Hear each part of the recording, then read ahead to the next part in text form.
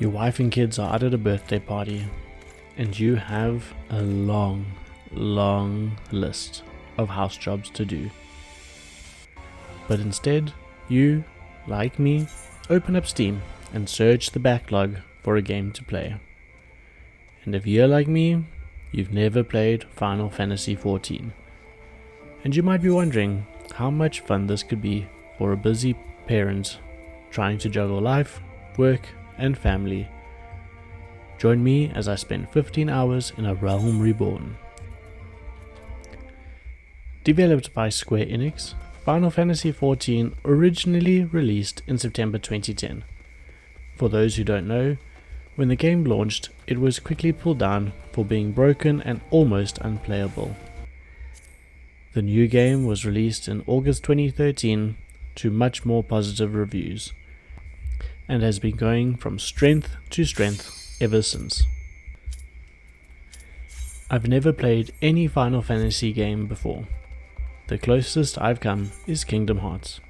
Final Fantasy games are famous for having good stories, but I didn't want to have my expectations unrealistically high. I played the free trial. As a cash-strapped dad, I wanted to see exactly what the free trial has to offer, and, well, to be honest, it has a lot, and at no point did I ever feel like I was missing out on content or that something was locked out behind a paywall. Hydaelyn. A vibrant planet blessed by the light of the crystal. We start the game by creating our character. Personally, I know nothing about the races, so I pick what pretty much looks cool. I spent some time reading up about them. Eventually, I chose the Aura. It's a kind of dragon-human hybrid race. I haven't ever seen anything quite like it before, and I like to try unique parts of fantasy and sci-fi games. We get quite an extended cinematic to start. It's great and it sets the tone, but it's also followed by a small character introduction.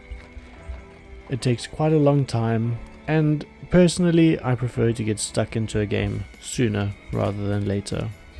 Final Fantasy XIV doesn't have any obvious storyline right away. Rather, we are pointed in a direction and we can decide to go along with that or not. Our first direction is towards the Adventurers Guild. We're given some quests and, oh look, more quests along the way. The annals of Eorzean history chart the rise of a succession of great civilizations, each one enjoying an age of peace, the Astral Eras. The volume of things to do is a bit daunting, but it's also kind of exciting. Each quest is unique, and not just simple fetch quests. There are unique characters and interactions, and I feel like I stumble into something important. These important things are generally part of the main quest, but at no point did I feel like I was being pushed towards it. It wasn't until the first voiceover in the game came up that I realized, oh, I'm doing the main quest. And it was great because the person that was voicing the character is Taliesin Jaffe from Critical Role. The quests do become somewhat level locked and require you to level up to progress the story. To be honest, I only really noticed this after about 10 hours. There is so much side content to do that it doesn't ever really become a problem, and you never feel like you're grinding to get there. Speaking of side content, I quite enjoyed the process of discovery. Stumbling into towns as you're following a quest was quite a fun experience. The quests vary in length and intensity. Even the traditional fetch quests were fun and became an opportunity to explore the world. There were a few of the classic, please go and collect an item or please deliver this package, but there were few and always led to something fun. Ah, you must be the one that Papa Shan mentioned. Congratulations on finding our elusive young charge. Final Fantasy has an open class system. That means you can pick and change a track at any stage.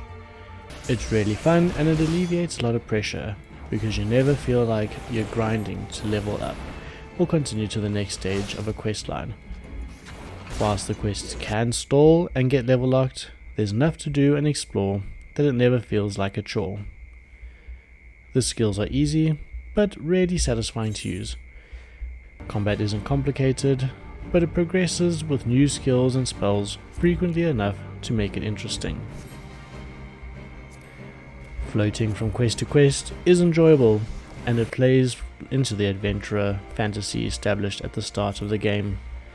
Personally, I'm not a very competitive person, so I didn't participate in any of the PvP, so I can't talk to how that works.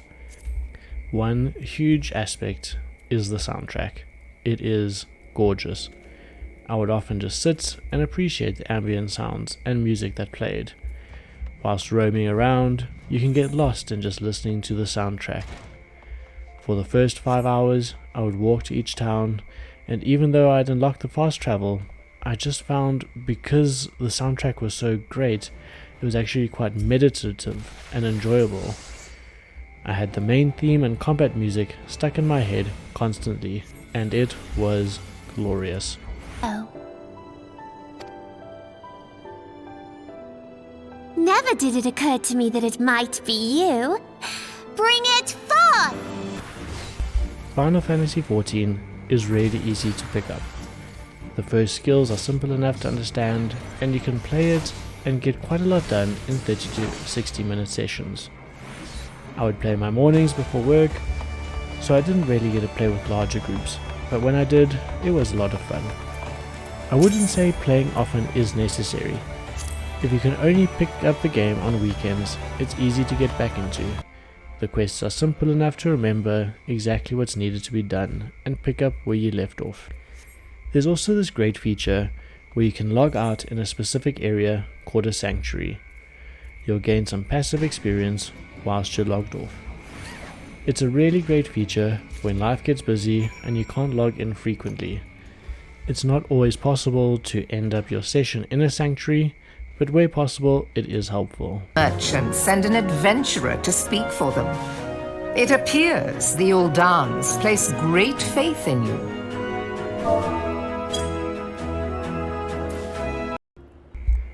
Most of the dialogue and tutorial information is communicated in text, and it takes some time to get used to reading all the information.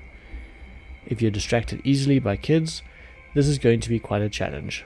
That's not impossible to look past and not impossible to get through, but it's something you do need to know going into the game, as for some people it might be a turn-off. The game also feels really directionless at first, but you're never without anything to do. And in subtle ways, the game guides you in your quests to make you truly feel in control, even though you're being guided to certain quests and quest lines. Something you really need to know is don't get too caught up in the races and the classes. There aren't any race perks, and you can change your class at any stage. These should rather be used as a springboard to do quests, but largely can be ignored and you can really do your own thing. I always try to keep my quests to 5 or less. This made keeping track of the quests much more manageable for me. If you have kids who are the right age for this type of game or are wanting to get into MMOs and you're looking for a game to play together, then Final Fantasy XIV would be a really fun game to do, and it would be a fun game to introduce people and family to MMOs as a genre.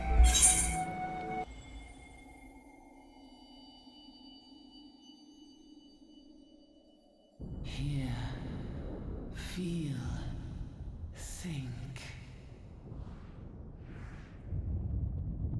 As I headed to do my final quest, I reflected on the experience of playing 15 hours of Final Fantasy XIV. As I said at the beginning of the video, this was my first experience ever in the realm of Final Fantasy, and it was a really good one. Each quest was enjoyable, playing group events, both by myself and others, was dynamic. The game and the world felt alive and fun to be a part of. I can quite comfortably say that after 15 hours I really enjoyed the game. There's lots to do and keep busy with. At no point did I feel I was grinding to gain experience in order to advance the quests, or just keep busy for the sake of being busy. Enemies varied enough to keep the moment-to-moment gameplay enjoyable, and the story progressed at an even enough pace to keep me intrigued. If you're looking for a game to play in between others, then definitely consider Final Fantasy XIV. There's lots of games out there, and MMOs are a great place to call home whilst you're waiting for the next big game to release. Final Fantasy XIV has got lots of content to keep you coming back for months, but it's easy enough to put down for a few weeks or months at a time and come back when you're ready. Thanks for watching this video. I had a great time with the game, and I hope if you choose to pick it up that you will too. If you like this type of content, please like and subscribe, and let me know your thoughts. Have you played Final Fantasy XIV? What are some standout moments for you, and what tips do you have for new players? In the next video, we'll continue the Crash Bandicoot retrospective with the sequel game, Crash Bandicoot 2: Cortex Strikes Back.